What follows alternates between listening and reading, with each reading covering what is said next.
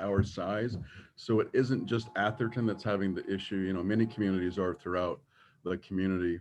One thing that we really want to dive into, and this is what the commander was going to be working on, is the work that we've been doing that started 2 years ago when we had our first community meeting. We saw a rapid spike. There goes the train. Rapid spike in burglaries about the same time 2 years ago. And it quickly developed into an operation or a modus operandi, MO and cop talk, of individuals coming to a residence, typically remote parts of the community, working their way up to the second floor to the master bedroom or the master bedroom on the first floor. And they are sophisticated enough to know about the alarm systems and would break the glass instead of going through a door or a window, which would trigger the alarm. And they're targeting the master bedrooms. And I'm sure, like you all, like me, at night, my wallet is sitting on my nightstand next to my bed with some other, well, they're not real valuables, but valuable to me. And they know that. And so they're coming into the master bedrooms. They're working fast. They're finding safes that aren't secured to the wall. They're finding all kinds of valuables that are left. And unfortunately, you know, easy pickings, and even taking safes out of the home and sophisticated enough to kick the safe down the steps, go out the front door, knowing that when the alarm does kick, it could be about 10 minutes before we arrive, hopefully sooner, but it gives them that time frame to move out. I did get a concern today about information we've been putting out about the burglaries and concerned that it might make us all more of a target. And what we're trying to do and the information that we're putting out is let people know we are targets. It's constantly advertised. You know, we're the number one, the richest community in the country, the most valuable real estate. And people pay attention to that. And we want people to understand that we are targets, but we don't have to be that way. There's certain things that we can do to protect ourselves. Unfortunately, too, majority of these burglaries, the alarms have not been set. The houses have been totally dark. Sometimes the doors and windows are open. And again, valuables are left unsecured in a master bedroom. And so, what we're hoping to do, and Sergeant Kokler will get into this more, is to take a look at your residence inside and out from the view of a burglar and see what you can do to protect yourself and make yourself not a victim and make sure that we can get these burglars to move on. One thing more about the MO, and it's something that if you did receive my community letter, which I hope most of you did, and the information contained in there was not designed to alarm anybody, but it's to hit home the seriousness of these suspects. From the work that we did 2 years ago, and our officers did a lot of great work. We did some geofencing work with cell phones, if you're familiar, which was able to track our suspects back to Southern California, Orange County, LA area. And we were able to connect with detectives and intel officers there to find that the suspects were Chilean gang members coming out of that area and coming up to Atherton, to the peninsula, to the point where they would come to Atherton. And in less than an hour later, they would hit a house in Hillsborough. And they're doing that again this time. And we're in close connection with officers and their folks in Hillsborough. And we've been connecting with our detectives and intel officers in Southern California. We haven't been able to connect any dots. I know that most of the suspects, from my knowledge, from 2 years ago, are in jail or have been deported, but they communicate. They're very sophisticated, and it appears that they are back. Knowing that, and knowing that they seem to come to our town and hit residences midweek, mid-evening, 4 to 7 p.m. That's where we've targeted our resources. And again, the burglary last night fit that MO exactly. Second story window, master bedroom, about 5 or 6 o'clock from what we can tell. Um, and so again, we are doing everything that we can on our end to suppress the burglars to get them to go somewhere else. And so I will go on to the next slide, Anthony.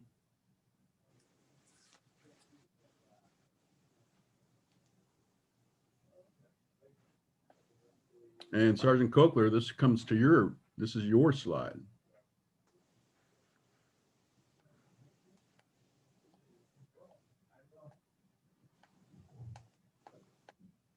So good evening. I'll talk a little bit about what we do at the Atherton Police Department for burglary investigations, as well as things that the community can do to help try to stop the residential burglaries from occurring, and also to try to help and stop a lot of the auto burglaries that are occurring. First off, when we get a burglary report at the police department, we always send officers out to investigate the scene. They'll begin their investigation by walking around the property, seeing if there's any open doors or windows or broken doors or windows.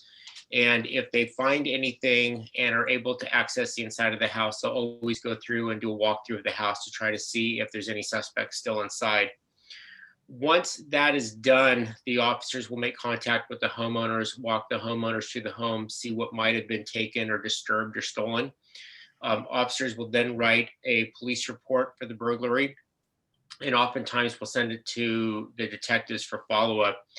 What we'll do in the detective bureau is that we'll make sure that any property that has a serial number on it's been entered into the stolen property system. And this means that if something is found on somebody by an officer and this item has been put into the stolen property system, when they run that serial number, it'll come back as stolen. Kind of like if your vehicle is stolen or your bicycle is stolen and we put the VIN number in the database, or we put the serial number of the bicycle in the database. Once we run that serial number out, it'll come back as stolen, and then we can make an arrest for possession of stolen property and hopefully get your item back if it does belong to you. We'll also run online pawn shop reports for items that are serialized or items that are unique. One of the issues with pawn shop reports, and we haven't been real successful with it, but we still do it, is that a lot of times when you do turn something into a pawn shop, you have to give them some form of ID and maybe even a thumbprint or a fingerprint. And a lot of criminals aren't going to want to do that. So we haven't been real successful with that, but it is something we still will do. We'll complete wants and warrants checks on all persons to make sure that nobody that we stop or nobody involved in the investigation has any outstanding warrants or has been in trouble for burglary before. We'll use online databases to try and locate further information on suspects. As Chief McCauley said, we communicate with other local agencies. We send and review information flyers and bulletins. And a lot of times when we do have a burglary happen, we'll do what's called a track flyer. And it's a flyer that we'll put together not only for burglaries, but could be for auto thefts, could be for assault and batteries, could be for thefts. If somebody has a picture of a crime that occurred, we can put that in the flyer. And then we can send that flyer out to every agency in California if we want, or we can select which agencies we're going to send those out to. We'll submit items of evidence to the crime lab for fingerprint and DNA analysis. And sometimes we will get hits back on that. So we will be able to identify a suspect through fingerprints or DNA. We will complete search warrants when we have enough information to do so. And as Chief McCauley said, we're currently conducting burglary suppression patrols to try and stop the burglaries from occurring. Now, I know a lot of these burglaries have been window smashes, door window smashes, and a lot of them have been second floors. And what these people are doing is they're actually using, well, two ways. They're either climbing up the side of the house using your downspout from your gutter system, or they're putting furniture underneath your upstairs patios, maybe a table with a chair on top of it, and then they're climbing up on there. And then they're able to pull themselves up to the balcony and over. And then once they're on their balcony, they are breaking windows and breaking doors to get in. And the reason why we think they're doing this is because very few people will put a motion sensor in the upstairs of their house. Very few people will put an alarm system on any doors or windows on the upstairs of their house because, quite frankly, nobody would think anybody would do this. You would think they would go in through a bottom story door, a bottom story window, or something like this. But what these people have done is figure out that if you go in through the upstairs, chances of setting off an alarm are very, very slim. So obviously, what can you do? Remember to lock your doors and windows when you leave your house. Use your alarm system every time you're gone. We have had a lot of burglaries, as Chief McCauley said, where residents had alarms and didn't turn them on. And we've also had some burglaries where the alarm system was on but wasn't activated because they went in through a second story door or window and never set off a motion detector. So one thing that you might want to do, and something I've been thinking about doing, is maybe install a motion detector upstairs. Maybe if you have a set of French doors leading out to a balcony on your upstairs, maybe put a motion detector in right at the corner above those doors. So if anybody does come in, it's going to set that motion detector off instantly. Or maybe put a glass break sensor in upstairs, or even a door sensor in upstairs, anywhere that somebody could possibly get into your house. Another thing, if you can, install a camera system. They've got many kind of camera systems out there. They've got camera systems that are wireless, that you just have to change the batteries every now and then. They've got wired systems. They've got systems that you can install yourself, systems that professionals will come out and install for you. And if you do that, get a good one, like 4K video, and know how to use it, know how to use the recordings, know how to access the information if you need it, because it helps us. It helps us when we're doing an investigation if we can get some good photos. If you're going to go on vacation, notify us so that we can do house checks. We can drive by your house a couple times a day, make sure that there's nothing out front that would pique a burglar's interest, like newspapers, delivery packages, etc. Keep exterior and interior lights on at your house during hours of darkness. There are so many houses in Atherton, if you drive around at night, that are dark. There's no lights on outside, and that's an invitation to a burglar, because if a burglar can't be seen, then it's an easy house to hit. They're not going to go somewhere where all the lights are on that people can see them. They're going to want to go somewhere where they can act under darkness. So to help with that, you can install motion lights around the exterior of your house, and also become familiar with your neighbors by exchanging your contact information and notifying them while you're away. And if you do go away, have your mail, newspapers, and deliveries picked up in a timely manner, or stop them altogether. You can go to the United States Post Office website and put a stop on your mail. You can stop your newspapers. And as far as deliveries, if you know you're going to go away, don't schedule something to be delivered during that time, because chances are it may sit outside your fence for several hours. And a lot of these guys are looking for that. In fact, we have them that follow the UPS trucks. And as soon as the UPS trucks make a drop off, these guys are right behind to steal the package.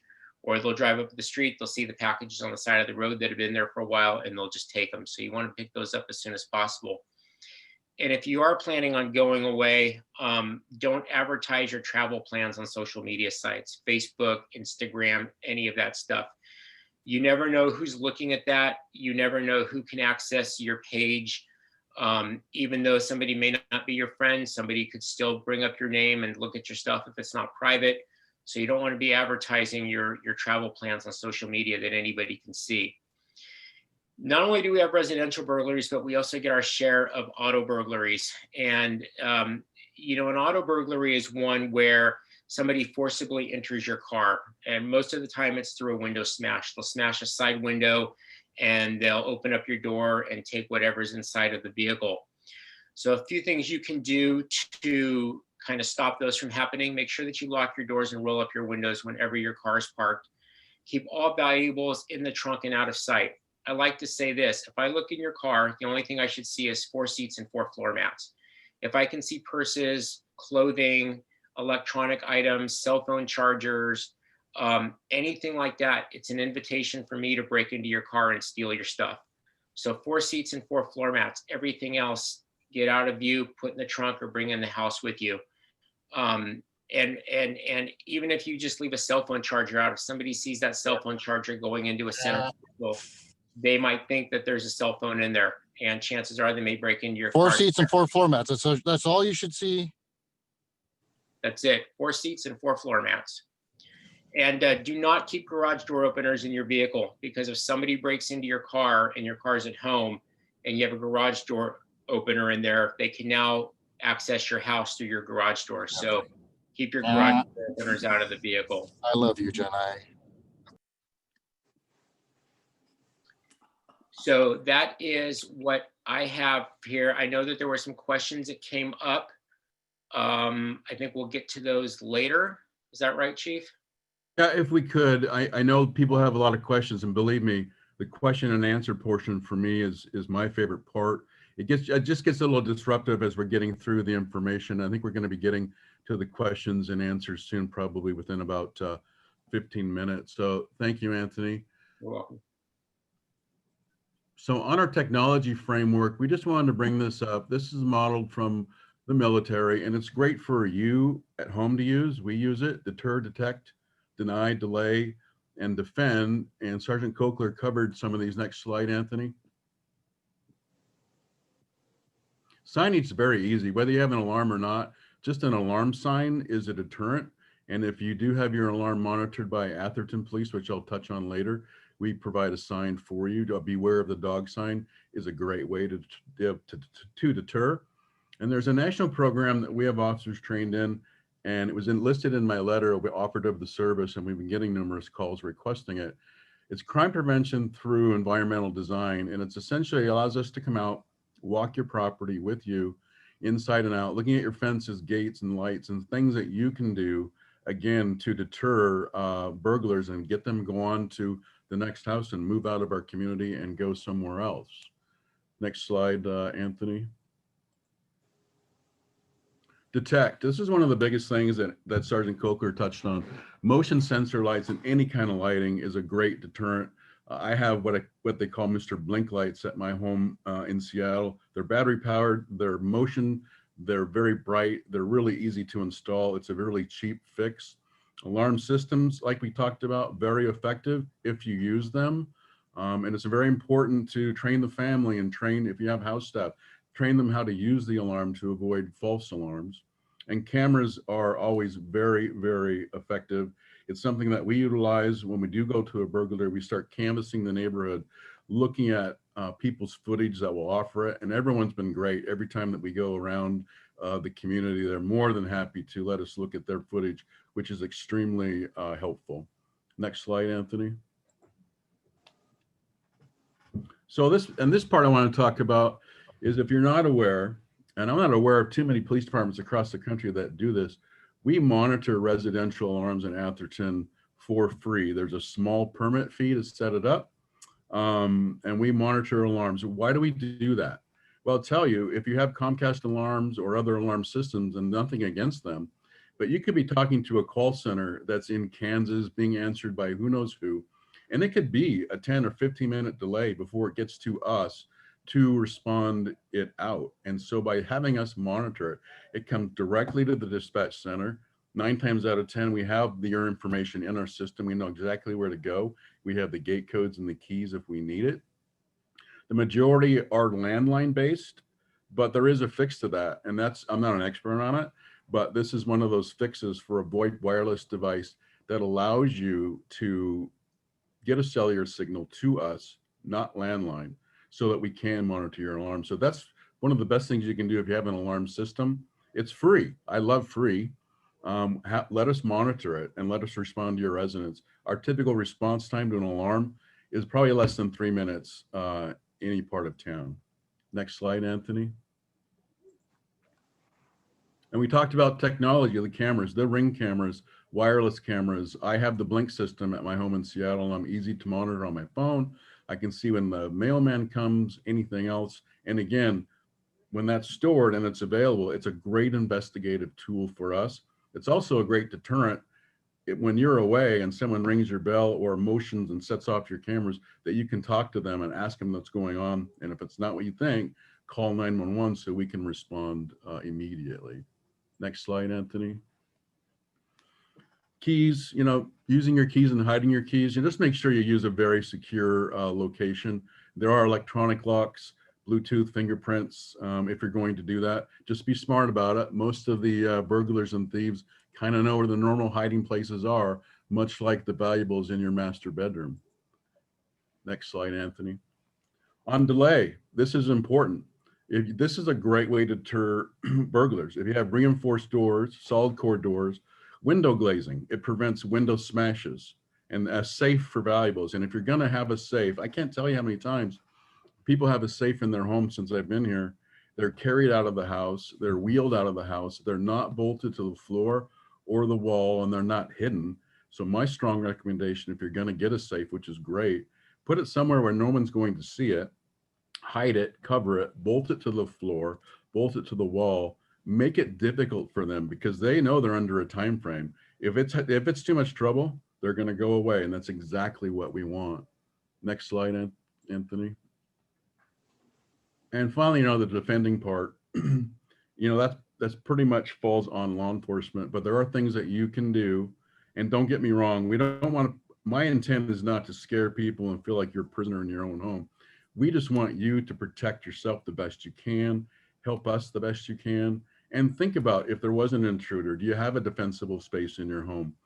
Can you go into a closet with a deadbolt lock? Have your cell phone with you, just in case of those things. It's just always thinking ahead. Next slide, please. We went through that one. Next slide. Okay, this is something I'm very excited about, and we have flock camera, license plate reading camera representatives on the line, and I'm going to have them go into the technology, but just very briefly, this is a program I'm very excited about, and we've been working on for the last 2 years. The conversation began 2 years ago, as I discussed, when we started getting a rash of burglaries in November, December. Residents were really upset. They were threatened, they were afraid. And it was Mayor DeGolia that brought this idea to us. At the time, 2 years ago, it was being marketed as a camera for HOAs for monitoring coming and going. And it wasn't really robust enough for law enforcement. But I can tell you in the last 2 years, it has literally exploded. And we have a great relationship with the founder of Flock and their team. Their professional team, they're very passionate about fighting crime, making communities safe. And in our partnership with them for these license plate reading cameras, we've recently deployed 21 at strategic locations around town. We're attempting to create a fence around town. We have 2 in the park.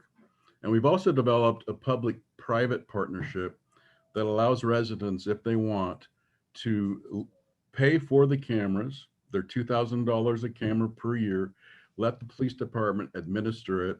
And that allows us to leverage our residents, who are usually quite generous, to locate cameras in their neighborhoods if they want. It's going to be a very, very important program with Flock. And I'm going to go to the Flock representative online to talk about the technology.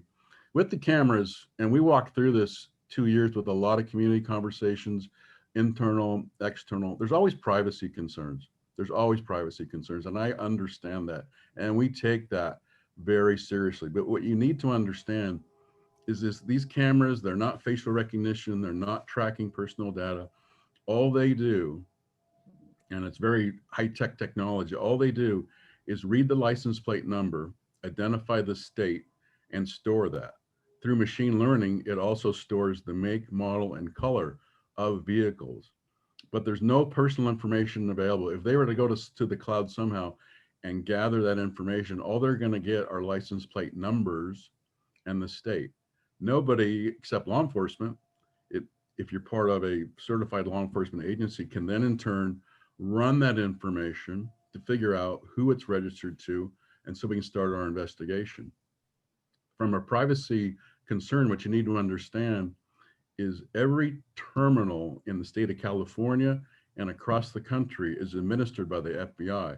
So whatever terminal was to run the plate that was taken out of Flock, we're going to be able to identify who, where, and when, and why that plate was run. And there may be more questions about that. I'm happy to take them. So with our Flock representative, do we have one on the line? So Chief, I would need to know a name of who might be on. I'm not sure. Commander Wade had that information. Of course, he's not with us. Okay, so text in the chat window. yeah. Hector Solomon I Valdez. see. Thank you, Hector. You should be okay now. Hello, how are you guys? My name is Hector and I'm the market manager for California. I actually have Jessica Wonder on the call. If you could unmute her. She's our community liaison that lives in Northern California in the Bay Area. And she, her job is to speak to residents and communities about our cameras. So if you could just unmute her, she'll take the conversation. Oh, I'm here. Thanks, Hector. Yeah. Hello, everybody. As Hector introduced me, my name is Jessica Wonder. It's great to meet you all. So thank you for letting us join your meeting today. Really, our mission over here at Flock Safety is to prevent and eliminate nonviolent crime. So we build the only license plate reading camera that's built specifically for polices and communities alike. So since 82% of property crime really does go unsolved due to a lack of evidence, Flock Safety just really makes it easier to capture that evidence that police need to really solve and prevent non-violent crime. So really grainy doorbell images just necessarily aren't cutting it anymore. So we're protecting homes in over 39 different states and growing and solving on average of 5 to 6 crimes per day. And so as Hector said, who am I? I am the community safety manager for Northern California, not too far away from you guys, just up in San Francisco in the Marina District. So my role over here at Flock Safety is to really help eliminate crime within your communities. So I work specifically with neighborhoods and businesses and HOAs across the entire Bay Area to act as a consultant to educate them on how Flock Safety is preventing crime within their communities. So we're seeing a lot of success within the Bay Area. These are areas that we have really strong relationships with their police agencies, such as Vacaville, San Mateo, Danville, Napa, and of course with you guys here in Atherton. So these are places where we have both public and private cameras in the ground. So really what makes Flock Safety unique over here is really just a few different things. First, we take privacy extremely seriously. You own 100% of the data within Flock Safety, and you decide who has access to this information. As well as our cameras are solar powered, wireless, and infrastructure free. So you don't need to have any power to run these cameras within your community. And third, we really handle everything from installation to maintenance and to upgrades to make sure that your cameras are running 100% of the time. So, with that, Chief, is there anything else that you would really like me to add? No, thank you for that overview, Jessica, and Hector. Thank you for coming on the line. Like I said, it's been a great partnership with Flock. We look forward to a long-term relationship and potentially expanding our system. And I think hopefully we're going to have some success with our public-private partnership as well. Amazing. Thank you, guys. So with that, Anthony, before we go to the question and answers, I want to make sure that our council members who have very graciously taken the time to come on, if you would like to make any statements at all, or if you have any comments at this time before we go into the question and answer. Chief, this is Rick DeGolia.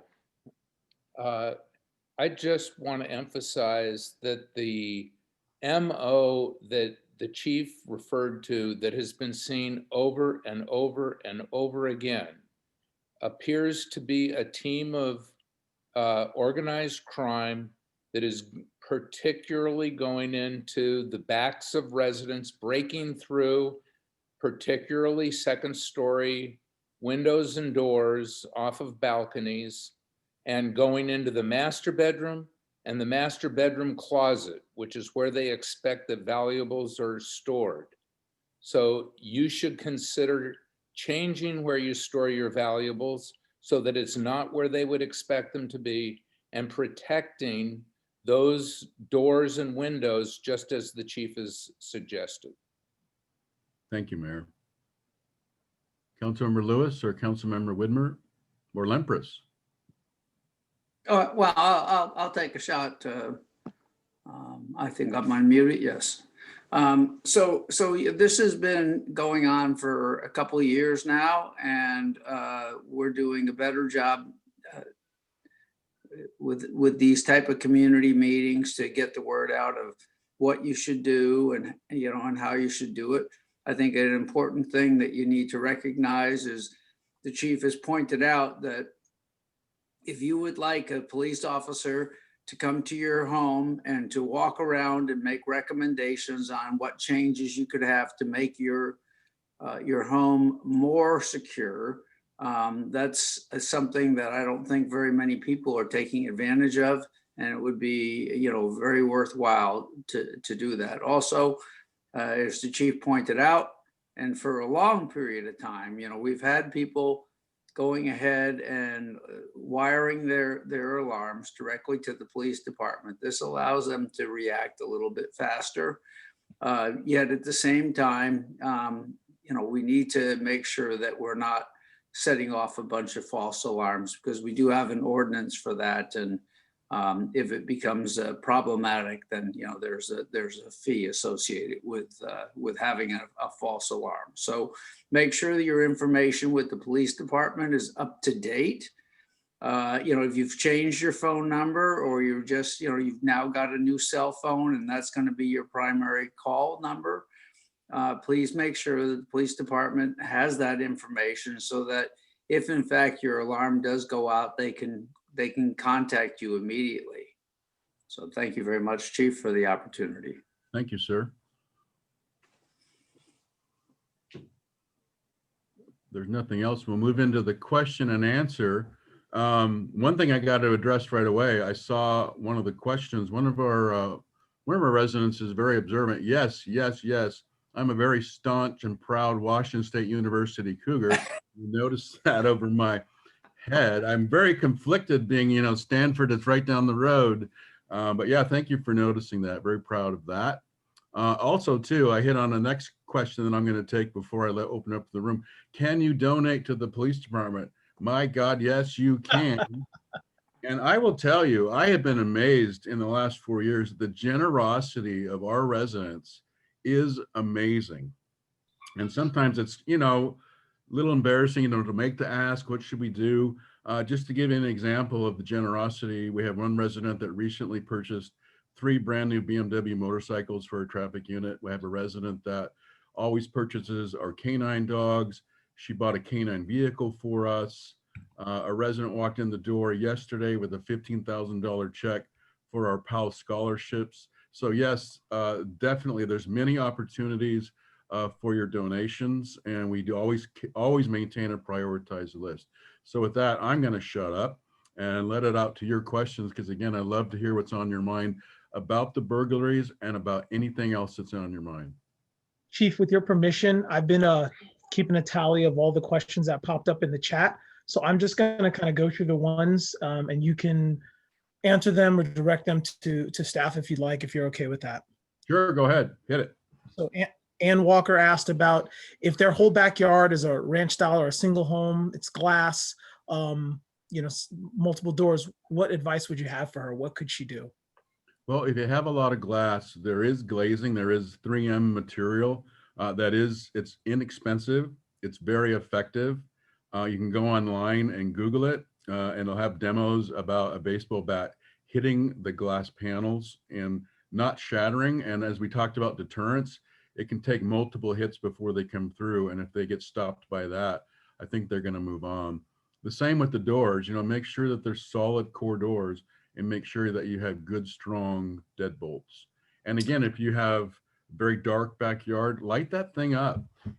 Get these portable battery powered cameras that are very effective, or if you want to have an electrician come in and put in motion lights. Lighting is one of the most effective things that you can do. Also, if they have a doggy door, is that enough for a burglar to get in? Have you guys seen that be a pathway for burglars? Well, I know I couldn't get through it, but it depends on the size of the animal. It could be, and I am familiar with larger animal doors. They do come with locking mechanisms where when the dog is in for the night, you can close that door. It is certainly something to be concerned about, but it'd have to be a pretty good size animal for someone to come through. Next, they have an ADT security alarm, and the Atherton Police Department, they claim wouldn't do an alarm system. So they want to know if they can get that done now. They can, and I'm not talking anything negative about any alarm system company, but they're in the business to make money. So I don't know whether they're being honest when they say that or not. We offer our monitoring for free, and we are now able to do landlines and non-landlines. And it's important to work with a specialist for your home to bring that technology into your home, and then you can test it with our police department. We're commonly getting technicians, and when they're installed, to have us test them, and we're happy to do that. Thank you. We have some other questions, several other questions that I'm going to get to. Let's get back to there. There's several requests of folks that just asked that you guys continue with that. Marcia Cash now asked if you can comment on cases of burglaries in occupied homes. We've been very fortunate. Since I've been here, we had a burglar enter our residence where the husband and wife were sleeping in the master bedroom. Again, they were coming through the master bedroom bathroom window. She was alerted to the noise. The burglar, unbeknownst to her, slipped into the master bedroom. And when she went back out and the dog was barking, the burglar left, and then they called the police. That's very concerning. I will tell you, in my experience and our experience here with burglars, and especially these organized crime burglars, when you hear organized crime, it's like, it's very serious. I can tell you, and from our intel coming from Southern California, there's not been any instance of these groups harming residents and of any instance. They have shown violence towards law enforcement. That's fine. We're trained to handle that. But I think it's important for you to know that to date, there's been no harm to any residents at all. We did have one other burglar, which we think was part of this group on the west side of town. She heard a noise coming through a bedroom window where she was sleeping. And she yelled or made some noises, and he ran away. She called, we responded, and yes, in fact, there were footprints outside the window.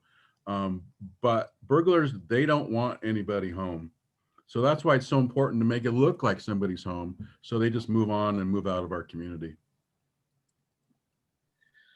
Next, how do you serialize items, and what is the process? Is that done before items are stolen? Yeah, so most items of value, hopefully or typically, will have a model number, serial number on the back. And if not, I believe that we still have engraving tools that we can loan out, or you can get an engraving tool, and you can put your name, social security number if you're comfortable, or other identifiers. So when it does go to a pawn shop or we do recover it, we can tie it back to a suspect and a case.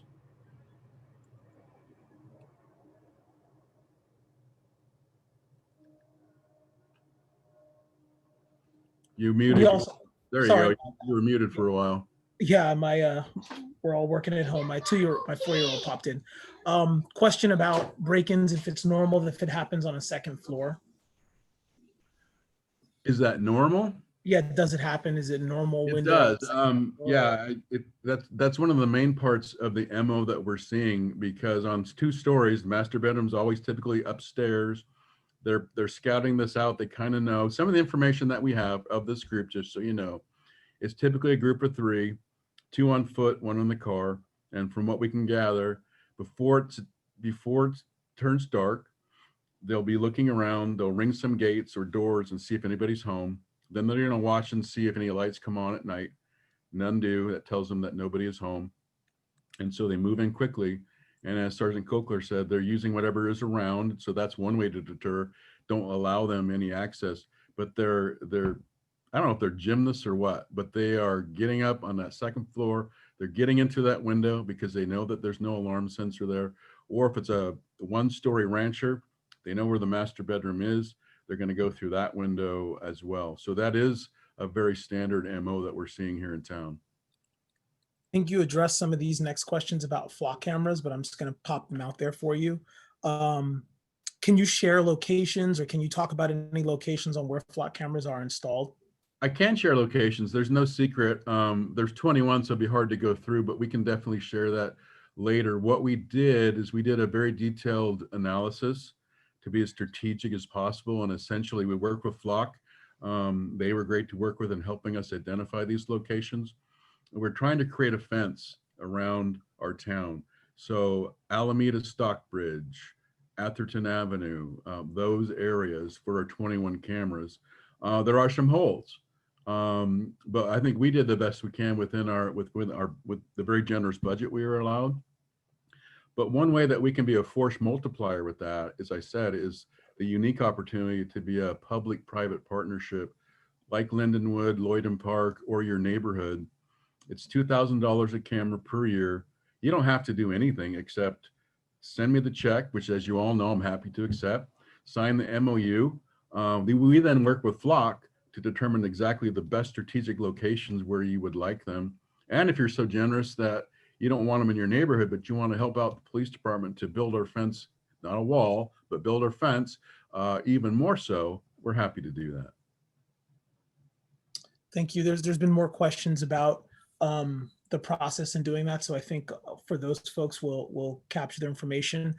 There have been questions though, if with the recent burglaries, if any of the footage was caught by those, and if when selecting cameras, how were neighborhoods selected, and did each neighborhood get kind of equal coverage? If you could just talk to that a bit.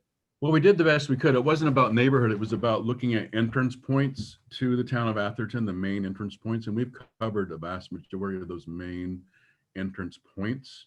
And again, it's the more cameras, the better. Flock presented to our full group of chiefs here on the peninsula. There's a lot of interest, as Jessica mentioned, not just in the peninsula and in California, but across the country.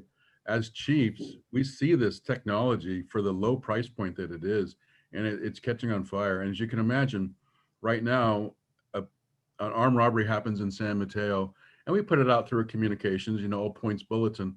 But what will be great if we can establish a network up and down the peninsula. Once we've identified that car, it's going to hit each camera just like a bleeping light, and we can monitor and say in units where that is. So the more cameras, the better. Great. Can you talk a bit about how the cameras are installed? Are they on fences, in the ground? So they're installed on a pole. It's very easy installation. We do try to target, if at all possible, solar, just because it's so much easier to install. And then it's also easy if we need to move it to a different location, we can do that. And are there Flock cameras in Lindenwood? There are not, except for one on Frederick, because we targeted that as a strategic entrance. So I believe from my review, it would take an additional 5 cameras to cover the Lindenwood entrances. And for Lloydon Park, you're looking at 3 cameras.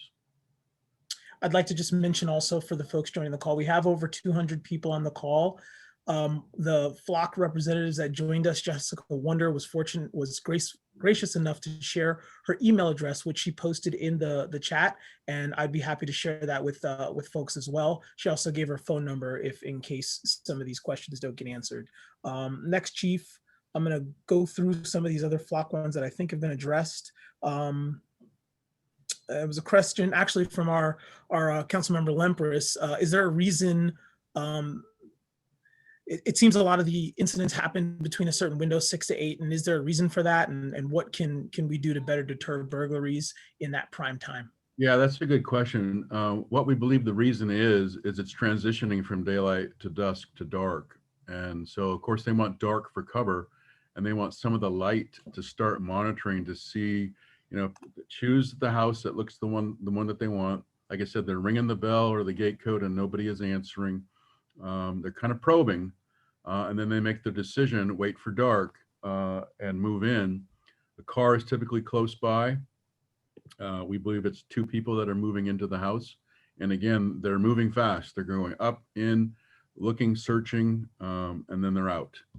And it's very difficult, like I said, not only these burglars, but again, and I'm not making excuses for our inability to apprehend the suspects, but with a 10% solve rate of burglars across the country, that's why it's so important for our residents to partner with us. And I know they're willing and able to partner to do these things, to make it extremely hard for them so they go somewhere else. Thank you. A question came in, aside from Hillsborough, if that crew that was mentioned earlier has burglarized any other neighboring towns. And then before you tackle that one, a great question came in. If you could recommend one thing that someone could do before this weekend to protect their home, what would you recommend?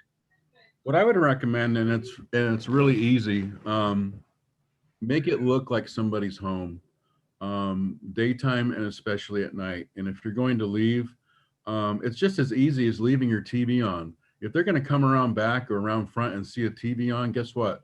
Somebody's home. They think they're moving on somewhere else. Leaving music on, light timers, just make it look like somebody's home. And then also too, even during the day, and again, I don't want you all to be prisoners in your own home, but A garage door open, bikes inside. We've had a lot of recent bike thefts, daylight and nighttime, with open garage doors. Open garage door at night, to me, is extremely concerning. They can be inside your home in no time. So again, do whatever you can to make it difficult for them, but still make it livable for you and your family. You muted again. Sorry, is a gate an effective deterrent for burglary? Gates are, it's like a closed door, a closed gate on a fence or in your driveway. It's just another deterrent because they don't know what's behind that gate. And you can get those locking systems for your gate if you want to secure it with a code. And what are the laws about rights to defend your family if someone forcibly enters your home? I'm guessing this is around like stand your ground laws or rules.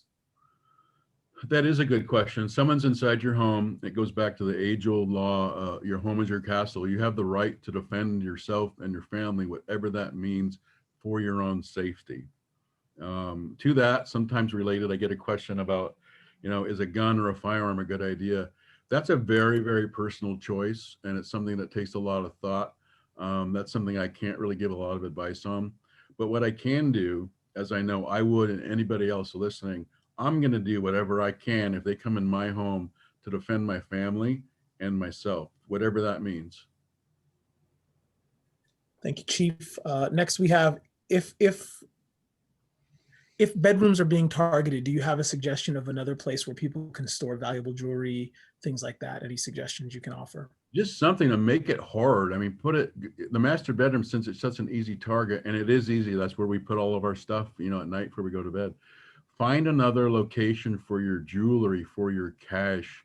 Even if you don't have a safe, I would think it'd be pretty easy to find a place in your home that they're never going to think about, and they're not going to find stuff in the master bedroom and they're going to be gone.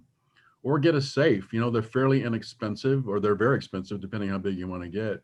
But again, if you get it, bolt it to the floor, bolt it to the wall, hide it, put a box over it that says Christmas decorations. They're not going to see it. They're going to move on. Thank you. We had a question from a parent who wants to know how to communicate with their teenagers. What will we tell our teenagers, or how should we train them to react if someone breaks in? Now that we have a lot of students, doing school from home, and what type of coaching or counseling do we give them about if somebody rings a doorbell and the parents are not home? That's a good question. We actually had an instance of that. Luckily, it was innocent. It was somebody thought an intruder came in the home when a student was home alone, and luckily she called 911. It turned out that it was her mother who had gone out for a walk and came back. But at least the student was astute enough to know that. So train your children. All these kids have a cell phone. Keep the phone with you. If something happens, run to a safe place where they can lock a door, run out the back door, go to the neighbors, and call the police as soon as you can. Have you considered an annual fee for residents for additional security? I don't know if they'd like to elaborate on additional security, but maybe you can address that a bit. I'm not sure what that means. Yeah, maybe we can table that, and I'll try to connect with that person. Lastly, is the Atherton Police or other departments using decoy packages at home or items in cars with tracking equipment to try to find those doing the crimes? Pretty high tech there. We have not done that yet. We do have plans for a program next year. Unfortunately, we don't have the room to do it this year. I'd like to claim it as my original idea, but I'm great at plagiarizing and stealing ideas. It comes from the Midwest, the police department. What they are offering and what we will plan to do next year with our new building and having the space is we will encourage people at this time of the year, have your packages mailed to the police department, let us secure it, and we're going to store it, and you come pick it up. I think it's a great community outreach, and it's a great opportunity to do it. If you can't have it mailed to your business or somebody else, I'll be your UPS man next year. And the last chat question that I have, and then we can open it up to folks that would like to raise their hand and ask it verbally, is if there was a break-in on Frederick and Greenwood yesterday, and they want to know if the flock cameras were able to capture anything. We're still working on that because we did have a flock camera there on Frederick. It's unfortunate. It's of course easy. Do we have a plate number? Do we have a vehicle description? So we're searching that. using that 3-hour time frame, it's a lot of data to look at. So we're searching and looking for that. Like I said, this flock technology, I don't understand all of it. I don't understand machine learning, but it's amazing. And if we know it's a gray Dodge Durango, we can plug that in and it's going to tell us where that Dodge Durango was, or if we have a plate or a partial. There was also a question, how can you prevent mail theft? That's difficult, and it's not uncommon for us to have mail thefts in town, especially this time of year. You know, it's to have that locked mailbox, have it secured, or go get a post office box. Again, you know, I hate to see people have to lose their quality of life and convenience because of criminals in and around, but you have to do what you need to do to protect yourself. The same thing about the packages is make sure somebody's home, if you can do that, to have it delivered, or have it delivered to where you work if you're allowed, which I think you would be, or have a neighbor that's home. Well, can you remind us when the flock cameras were installed? They were installed a few weeks ago. Our 2 test cameras in the park were, I believe, less than a year ago. So we just got them up and running. We are still completing the training with our officers, but the cameras are live and they are active. And can you talk a bit about how we protect the data that we capture? There was a question about who has access to it. How do we protect the privacy of if we're recording people's movements? Very good question. And Jessica hit on that. It's another great thing about Flock and the amount of storage of the data. The data storage is free, or I shouldn't say it's free. It comes with the lease. We own it. And Commander Wade is our Flock administrator. So he's the only one in the department that's able to actually go through, enter plates if there's an Amber Alert or we have a suspect plate. And also when anything is entered or anyone's looking at the system, if it's entered, it has to, there's double credentialing. You have to enter in the case number, the reason why. And again, anyone that would enter the Flock system, we only have Commander Wade for now. We're going to know exactly what, where, and when was looked at and why. And if somebody took that license plate number and then went on their computer in their patrol car or over to dispatch, again, anywhere in the country, the FBI knows what terminal, what state, what area, who ran that plate, and then we can go back and check. And then a really important part of our data integrity to ensure privacy is an audit. We'll be conducting our first license plate reading audit in January with an outside auditor to ensure we're following our strict policy and we're following and using the information the way it should be used. Thank you. We got clarity on that question. By additional security, it was meant like additional police officers or patrol. So has that been considered? Yes, so we do have additional officers out in addition to our normal complement of about 3 per day. And we also have 2 undercover officers, plainclothes, undercover cars, out and about during midweek and the hours that we're seeing the burglaries occur. A question came in about geography of they label it attacks, but I guess they mean burglaries. And if you've been able to draw on any specific neighborhoods or if any area is targeted more than others, or if reasons are. That's a good question, and we started our in-depth analysis 2 years ago when this was occurring. These guys are smart. There's no rhyme nor reason. They're not establishing much of a pattern, except for midweek and in the early evening. It's been on the west side of town. It's been on the east side of town.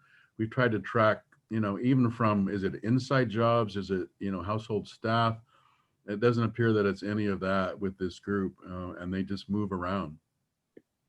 And a question came in about calling 911. If you call it from a mobile device, is that possible? Can you call 911 and directly get Atherton, or do you get routed somewhere else? So maybe just talk about that process. So that's a good question with 911. First off, a lot of times this is, it seems counterintuitive, but I understand it.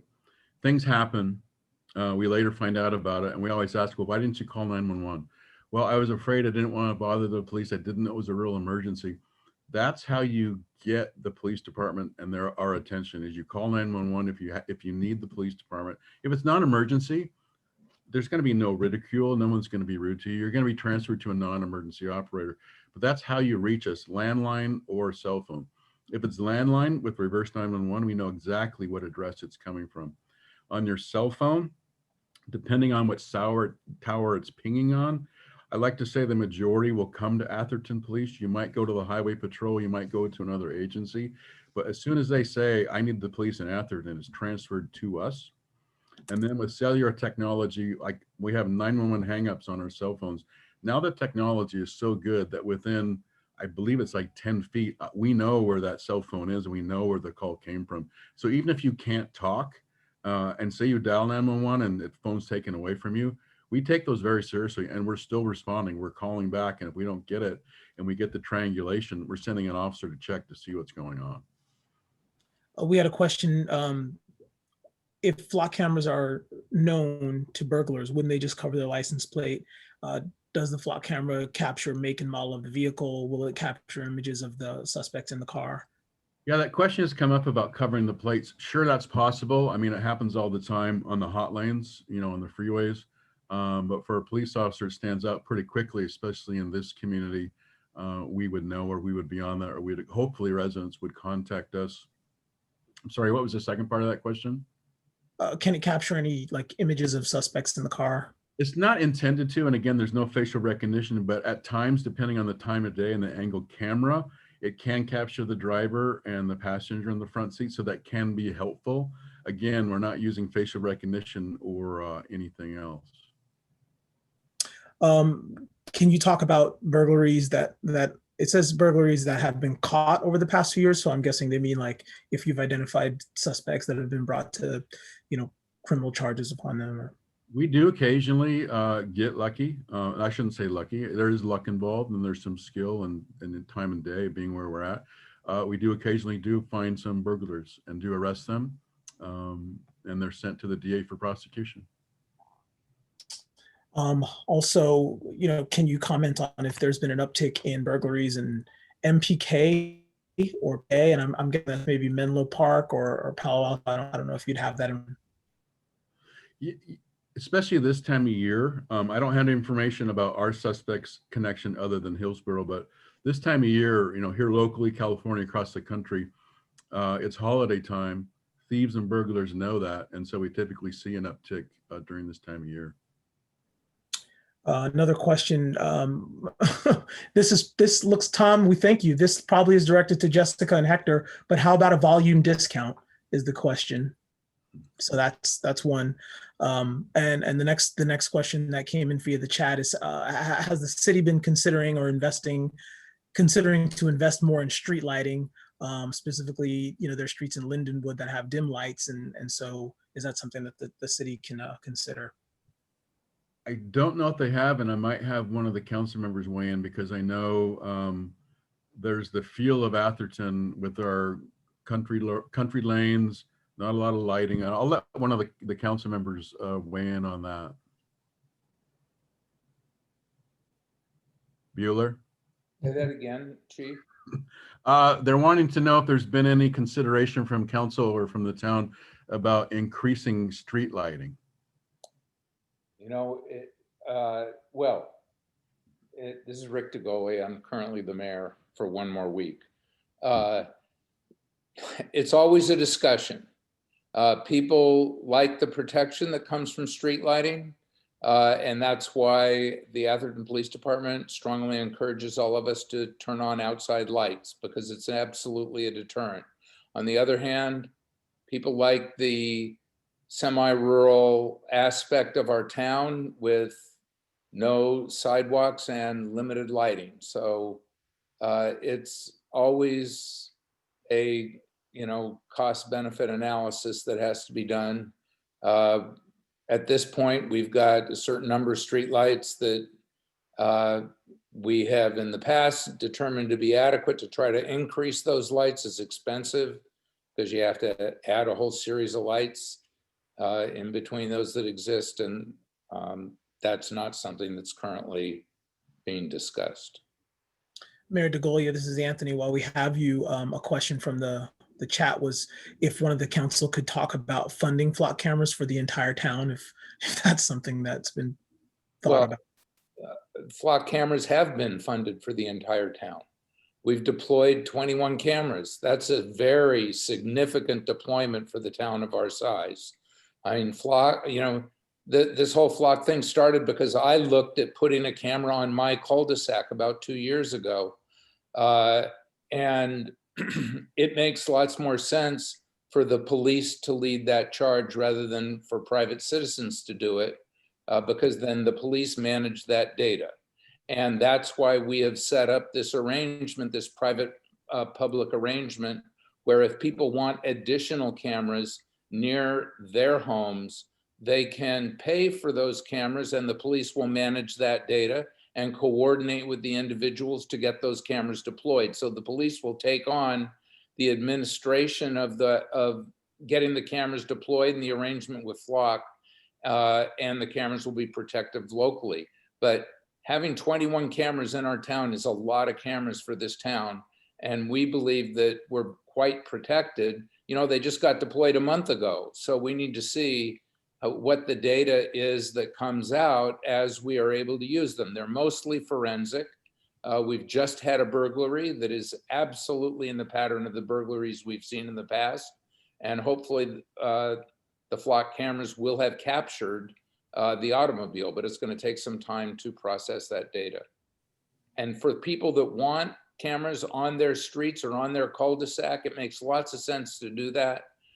You should contact the police department and find out about this private-public partnership. It's a really great thing that's very cost-effective.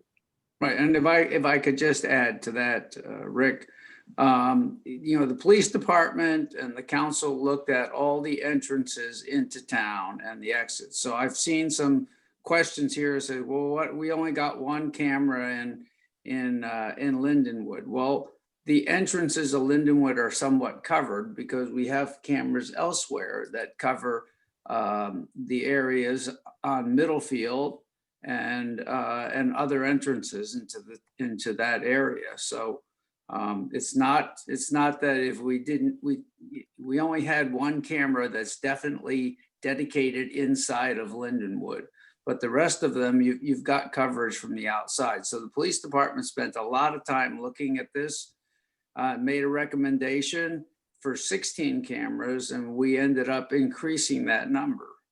So we think that we're in pretty good shape, so to speak. And there have been some other areas where they've decided that they were going to step forward and do their own funding because they wanted additional protection. So Anthony, related to that, and I saw something pop up in the chat. I think it's a resident in Lindenwood wanting to know, like, what would the cost be for the additional 5 cameras to cover the entrances? Well, it would be $10,000.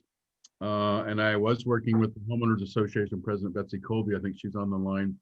With the number of homes in Lindenwood, if everybody contributed, I believe it would only be $30 a year per house. And I think that's a bargain.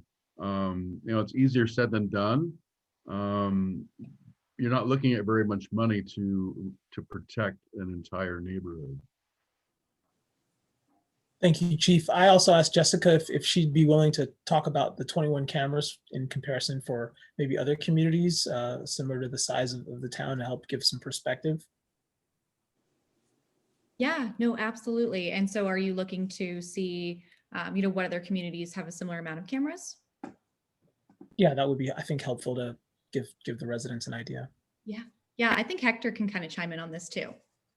Yeah, and so really what we've seen in the state of California, and as I mentioned earlier, I'm the market manager for this state, and I work with different communities here, is that 21 cameras for your size is pretty good.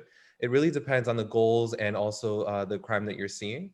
Some of the things that we look at when we're working with police departments is, as was being mentioned earlier, is are we creating a sort of fence that when a vehicle is coming into the community, police are able to respond properly. Our goal is to, you know, amplify that by working with other community members to get the entire city. But I think that 21 cameras is definitely a good start, and it's definitely, you know, a step in the right direction. Thank you, folks.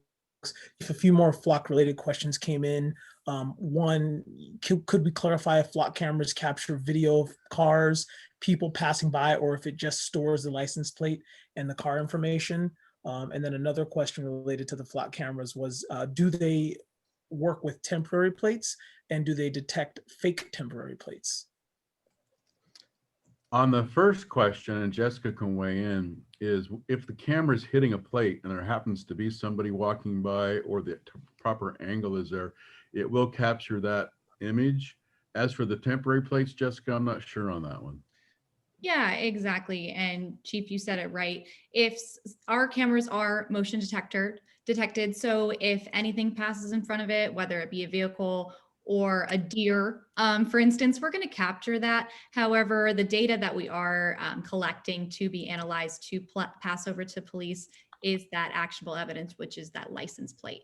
So in the off chance if something does pass in front of it, we'll still capture it, but we're not really using that data to, provide that over to the police. And then the second question was in regards to the plates, correct? The temporary plates. Yeah. Yeah. Does it detect temporary plates or fake plates?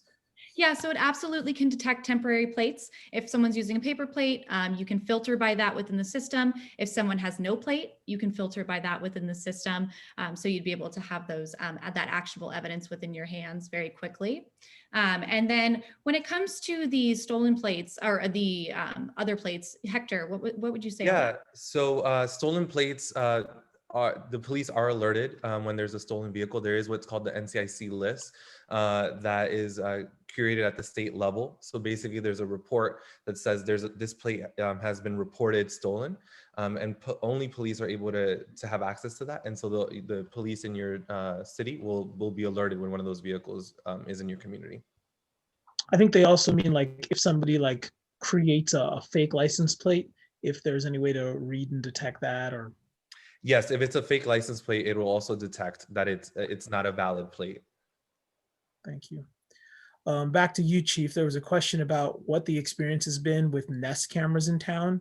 And if we have any information on how many of those are in use and if they've been used as a deterrent. I don't know about Nest or all the different types, but I walk around town every day quite a bit, and we are fortunate that we have a lot of cameras in town, whether they be IP cameras or Nest cameras, et cetera. And so that is a great tool. We've actually even gotten some calls, and it's great when residents are thinking, it's like, I'm putting in a camera system. Is it okay if I put one that monitors the street in front of my house? Yes, please, because that is a great tool for us when we have an incident and go canvassing. And Jessica, you might weigh in a little bit. I know Garrett from Flock talked about your new wing program and how it can integrate, IP cameras. I don't know if that's intended for like Nest and residential cameras or more for public safety cameras that a town might have. Yeah, so right now, as we are rolling out our wing product, that's going to be specifically for police departments as of right now. Eventually, it is our goal to be able to roll that program out to residential, but as of right now, it's mostly for the police. Yeah, thank you for that. Yeah. And I think there's when away for extended time, is it better to leave window shades up or down, drapes open or closed? That seems for you, Chief. It's kind of dependent on the situation, because if you're leaving lighting on and then the windows are closed and blocks it out. So probably a combination. Light timers are great.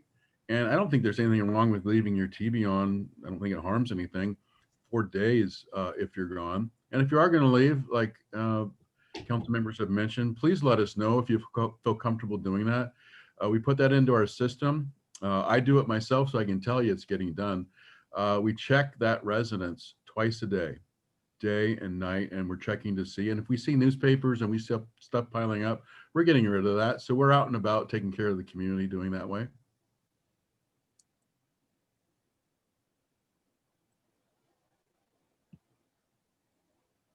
You muted again, Anthony. Sorry. It was a four-year-old interruption. Yep. If you could talk a bit about how the police department handles issues about racial profiling. There was a question that said they see comments on Nextdoor about suspicious people, and they're asking if you could, just talk about how the police handles that type of situation. Well, when we get a suspicious call, and again, one thing I love about our residents is they're hyper vigilant. They know when something doesn't fit in our community, and they're calling us, and we go out and investigate. Regardless of who the person is, the walk of life, the background. They're treated professionally, and we just ask questions. 9 times out of 10, it's related to construction or something else. And sometimes, it's apparent that they're not here probably for a good reason, but they're contacted, treated professionally, and then we move on. And there's been a question that came up a couple times. I thought it was addressed, but it was about if there are cameras in Area 6, and I'm personally not sure what Area 6 means. That might be one of our adapt areas. I'm not sure where that would be. Lloyden Park. Lloyden Oh. Park. No, there is none in Lloyden Park, but it only takes 3 cameras to protect Lloyden Park. And again, I did an analysis with the number of homes there. And again, I think the price point per house per year is extremely low. I did reach out to the president of that community. I think there's a lot of great interest in Lloyden Park and Lindenwood. And the feedback I get is, and I think it's really smart. They're wanting to see how the system that we rolled out is doing. They're wanting to see how it's received, if there's any concerns about privacy or anything else. And then hopefully, and I'll keep working on them, but hopefully we can get into a relationship and an agreement with them. There is, Chief, a camera on Fair Oaks, coming down Fair Oaks off of Middlefield, I believe. And I think there's one on Watkins as well. So those 2 cameras would cover vehicles coming from that direction, but it won't cover vehicles that may come in off of El Camino onto Redwood or the lower sections of Lloyden Park near El Camino. Right. So for the actual 3 entrances to Lloyden Park, we don't have cameras at that locations, but we have ringed the area, as Mr. Rodericks mentioned. And there was also a question, the burglaries that have taken place recently, if there were cameras at the homes and if anything was caught on any of those cameras. So from yesterday, the camera system was active. We're working with the residents now to gain access to the footage. So we're hopeful that we'll gain some footage.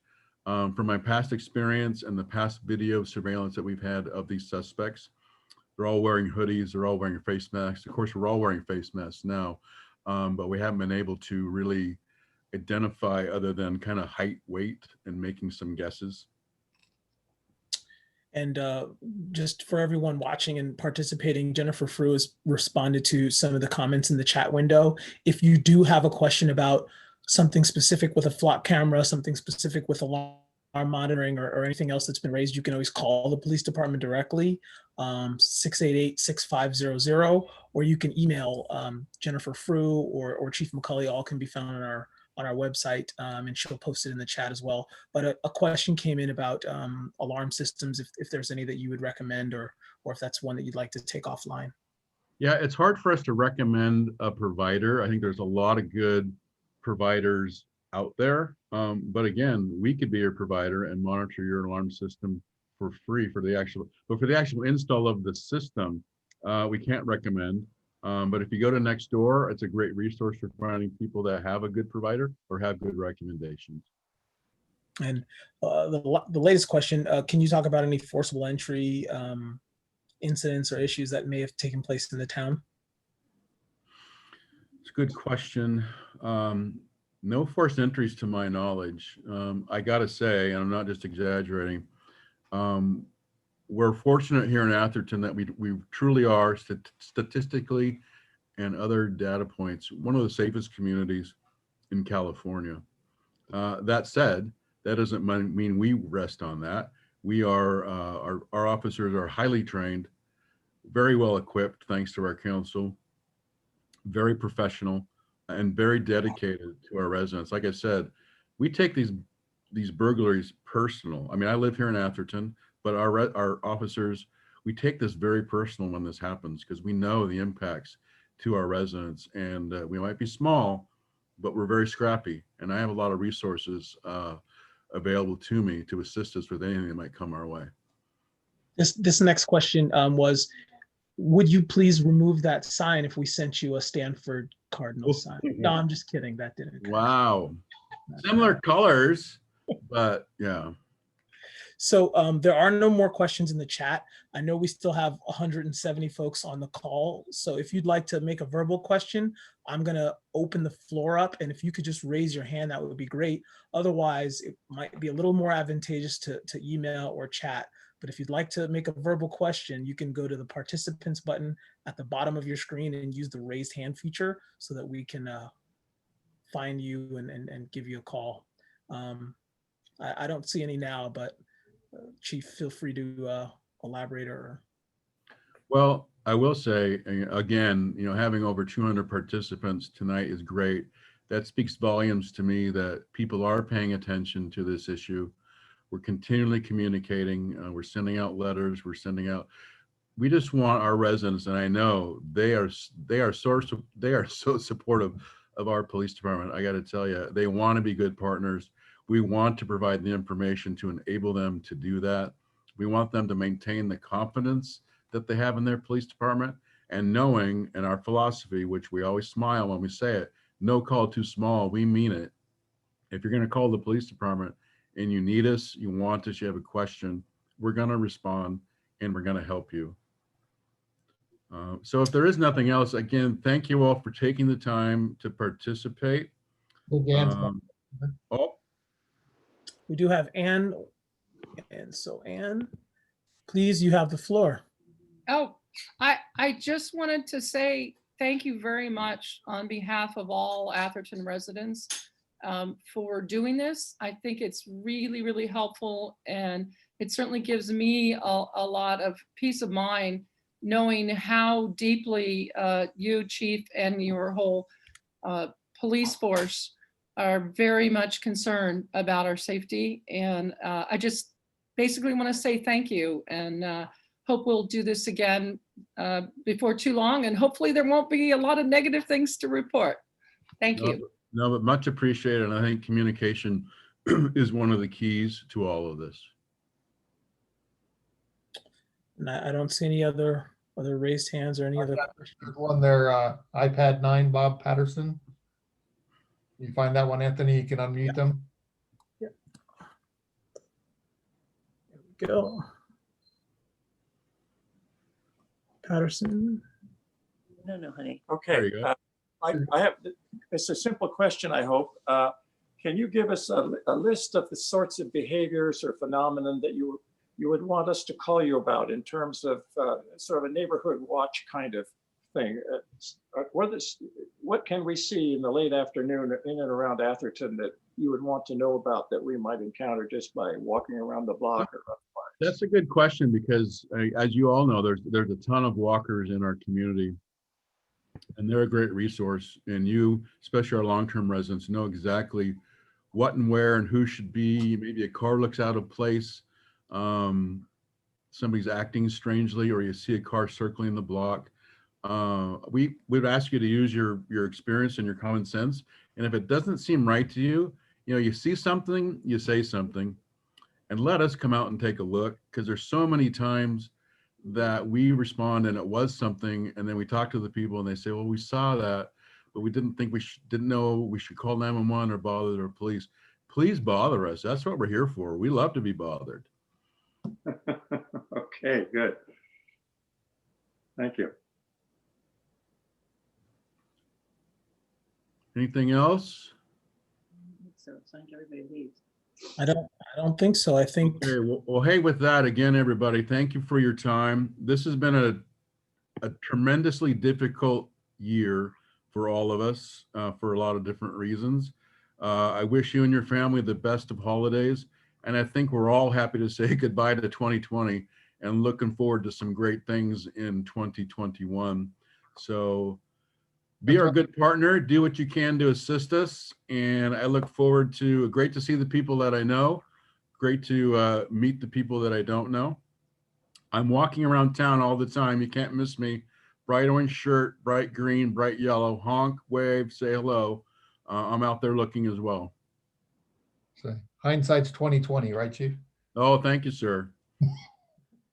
Good night, everybody. Thank you, Chief. Night, thank you.